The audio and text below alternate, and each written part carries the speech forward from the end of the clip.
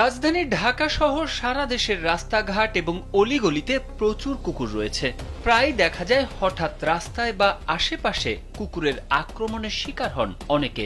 এমন পরিস্থিতিতে আতঙ্কিত হয়ে দেরি করলে মারাত্মক ঝুঁকি তৈরি হতে পারে। চিকিৎসকদের মতে কুকুরের কামড়ানোর পরপরই সঠিক পদক্ষেপ না নিলে সংক্রমণ ছড়িয়ে পড়তে পারে, টিস্যুর ক্ষয় হতে পারে, এমনকি র্যাবিসের মতো প্রাণঘাতী রোগও দেখা দিতে পারে। তাই বিশেষজ্ঞরা বলছেন কামড়ানোর পর প্রথম 15 মিনিটই সবচেয়ে গুরুত্বপূর্ণ। এ সময়ে নেওয়া দ্রুত ব্যবস্থা জটিলতা এড়াতে সাহায্য করে। স্যান্ডেলিনা সো, রূপচর্চায় আভিজাত্য। চলুন জেনে নিই প্রথম অবস্থায় কি কি করতে হবে। 1. রক্তপাত নিয়ন্ত্রণ করুন।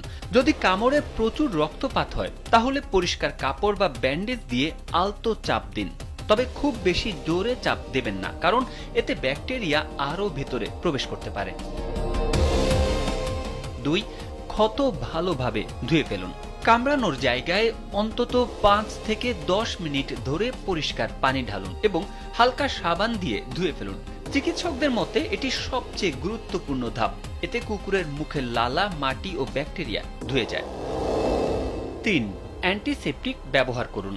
ক্ষত ধোয়ার পর পোভিডন আয়োডিন, হাইড্রোজেন পারঅক্সাইড বা অ্যালকোহল ভিত্তিক জীবাণুনাশক লাগান। এটি ব্যাকটেরিয়ার সংখ্যা দ্রুত কমিয়ে দেয় এবং সংক্রমণের ঝুঁকি হ্রাস করে। 4. ক্ষত ঢেকে রাখুন। স্টেরাইল গজ বা পরিষ্কার কাপড় দিয়ে ক্ষত আলতো করে ঢেকে দিন, এতে বাইরের সংস্পর্শ থেকে ক্ষত সুরক্ষিত থাকবে। তবে গভীর ক্ষতের ক্ষেত্রে ব্যান্ডেজ খুব টাইট করে বাঁধবেন না। যতক্ষণ না চিকিৎসা পাচ্ছেন ততক্ষণ শুধু সুরক্ষিত রাখুন। 5. চিকিৎসকের শরণাপন্ন হন।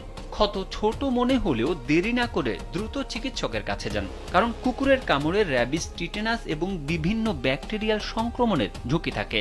ডাক্তার প্রয়োজনে র্যাবিসের ভ্যাকসিন, টিটেনাস শট বা অ্যান্টিবায়োটিক প্রয়োগ করবেন। কেন সচেতনতা জরুরি?